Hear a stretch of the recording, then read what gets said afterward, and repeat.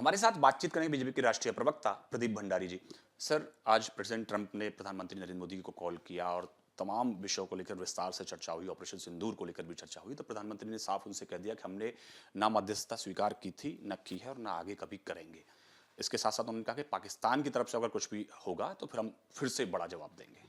देखिए, आज कांग्रेस पार्टी को देश से माफ़ी मांगनी चाहिए, क्योंकि रिपीटेडली प्रधानमंत्री नरेंद्र मोदी जी, सरकार और हमारी सेनाएं ये स्पष्ट कर चुकी हैं कि ऑपरेशन सिंदूर के अंदर भारत ने पाकिस्तान को मुंह तोड़ जवाब दिया और 100 किलोमीटर से अंदर घुस के मुंह तोड़ जवाब दिया। इसके बावजूद जयराम रमेश या तो आसिम मुनीर का प्रचार कर रहे थे, पाकिस्तान का प्रचार कर रहे थे या झूठ फैला रहे थे।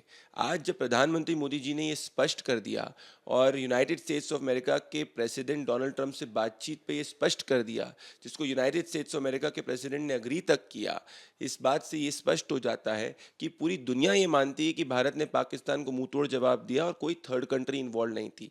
आज क्या कांग्रेस पार्टी, जिसने हमेशा पार्टी हित और पाकिस्तान के हित को देश हित के ऊपर रखा है, क्या आज जयराम रमेश जो एक इंटरनेशनल फेक न्यूज़ फैक्ट्री के हेड है, क्या वो और राहुल गांधी अपोलोजाइज करेंगे? क्योंकि राहुल गांधी पूछ रहे थे कितने जहाज गिरे और जयराम रमेश ये थर्ड कंट्री के ऊपर झूठ फैला रहे थे। मुझे लगता है आज वापस से कांग्रेस पार्टी देश के सामने एक्सपोज हो चुकी है। सर, लेकिन कांग्रेस के नेता जयराम रमेश ये कह रहे हैं कि प्रधानमंत्री जो प्रेसिडेंट ट्रंप हैं वो कुछ और बात कह रहे हैं, हमारे विदेश सचिव जो हैं वो कुछ और बात कह रहे हैं, जो प्रेसिडेंट ट्रंप हैं वो आसिम मुनीर को जो है वो लंच होस्ट करने वाले हैं। तो क्या हमारी जो विदेश नीति है वो कॉम्प्लेक्स हो गई है? लगातार हम कोशिश करते हैं, लगातार फेल हो रहे हैं। नहीं, कांग्रेस पार्टी जो है उसका दिल पाकिस्तान में बसता है। इसीलिए जब देश जो है वो एकजुट होता है और दुनिया कहती है कि भाई हमारी विदेश नीति सुपर हिट है, कांग्रेस पार्टी को चिढ़ होती है। ये तो कनाडा पे भी ऊपर झूठ कह रहे थे।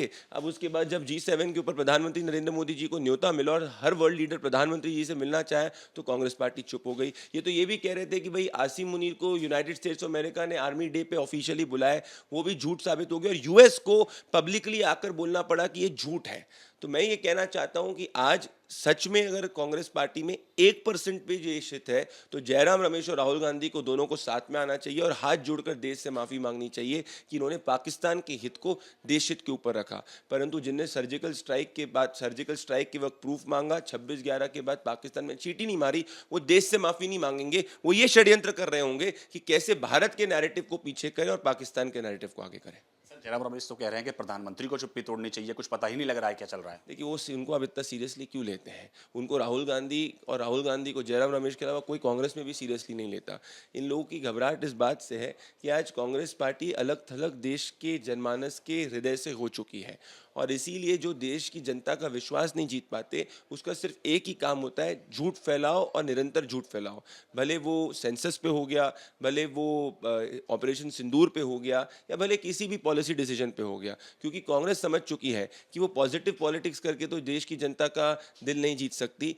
तो वो क्या करेगी? वो पाकिस्तान के अंदर जहाँ सबसे ज़्यादा पॉपुलर है उसका प्रचार हिंदुस्तान के अंदर करेगी। मुझे लगता है शहबाज शरीफ जो है और आसिम मुनीर आज खुश इस बात पे होंगे कि जयराम रमेश और राहुल गांधी जैसे उनको प्रचारक, ऐसे प्रचार करने वाले दो नेता मिले हैं जो अपने देश की बात नहीं करते परंतु दुश्मन देश पाकिस्तान की बात करते हैं। वापस से स्पष्ट हो चुका है, जयराम रमेश जो बोलना चाहे बोलें।